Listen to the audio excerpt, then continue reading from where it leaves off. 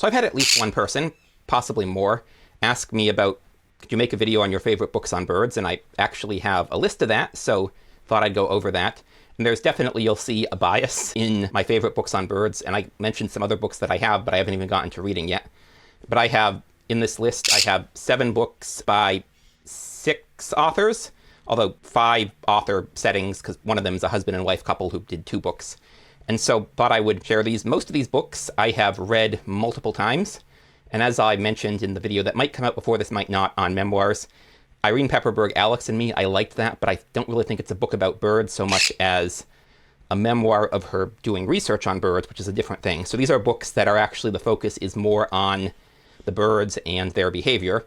And so some of these, actually the first 2 I'm going to show, didn't quite make it into my memoir list because the focus was more on the birds than on their interactions with the birds. And so these 2 books by this husband and wife couple, Alan Bond and Judy Diamond, who I was familiar with them for a long time before I learned about these books, because I read their paper on social play in birds, which I will link in the description because it is one of my all-time favorite scientific papers, because yes, I have a favorite all-time scientific paper.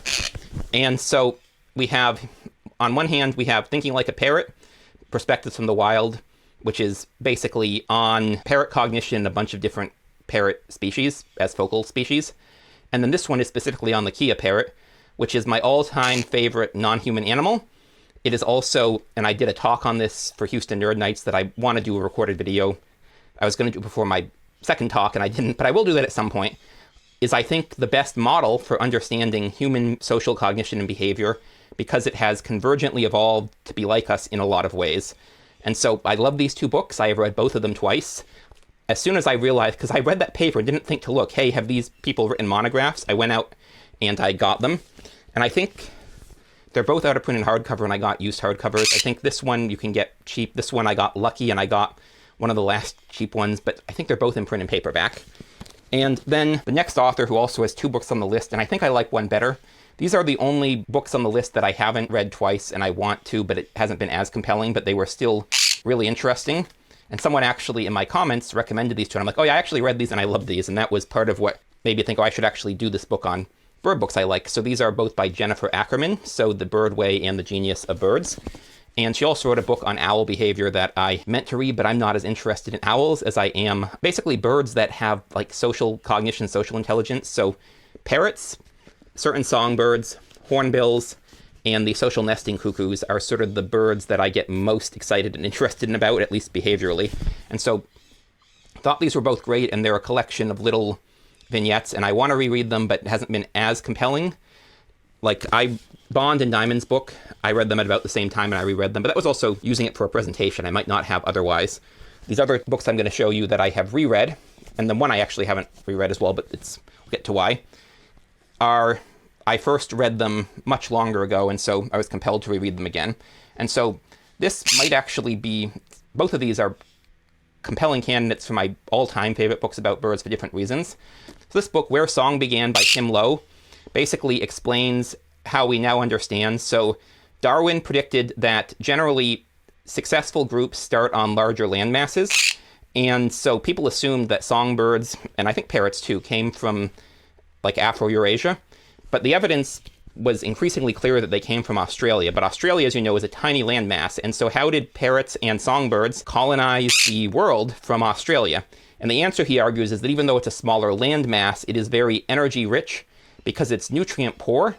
And so plants can't really grow fast, but they can make a lot of sugar.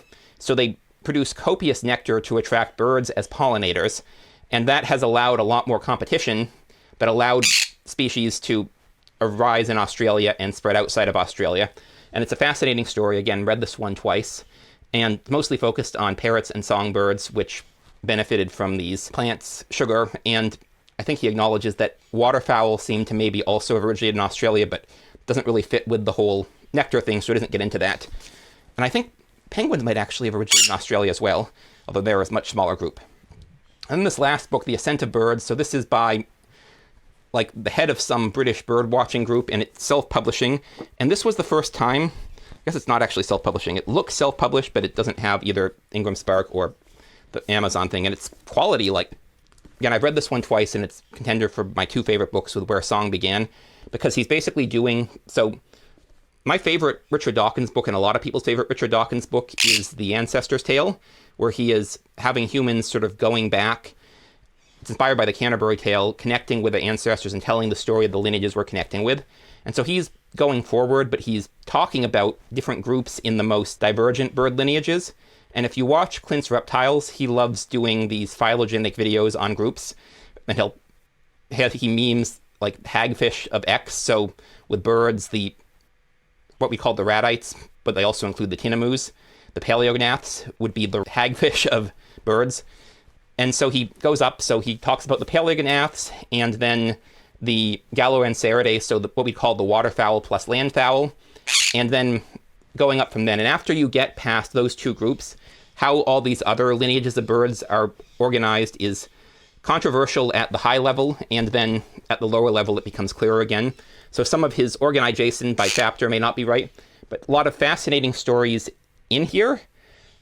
The one that I remember most after the second reading is on the starling populations and starling genetic diversification, and I won't get into that. Read it if you want. But again, love this book, have read it twice.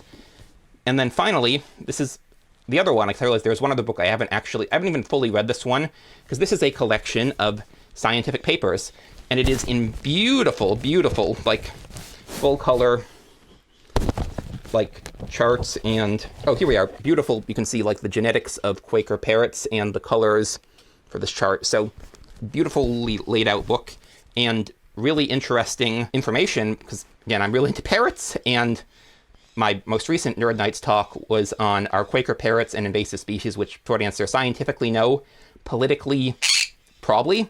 And so why is it that for a lot of politicians they're considered invasive when they're not ecologically invasive? And that was sort of the focus of the talk. And a lot of the conclusions I came to was from this book, which heavy emphasis on Quaker parrots, which, if you don't know, Leela here is a Quaker parrot, and they are the second most commonly naturalized parrot species in the world after the rose-ring parakeet. And I'll make a recorded video of that talk too. But this book, again, it's gorgeous, and the papers in here are fascinating, and I have read most of them. I've read a few of them twice, because when I did my talk, I reread some of them. But I haven't read the whole book cover to cover twice, because it's a collection of scientific papers. So I started with the ones that looked most interesting. And I might have eventually read the whole book, I forget. But then I reread the ones that were relevant to the Quaker parrot question. Anyways, so those are my 7 favorite books on birds that I've read. There are other books I have that I want to read that might make the list if and when I do. But of the ones I've read, 7 favorite. So thanks for watching. I'm Magpie. This, again, is Leela the Quaker Parrot. And we'll see y'all in the next one.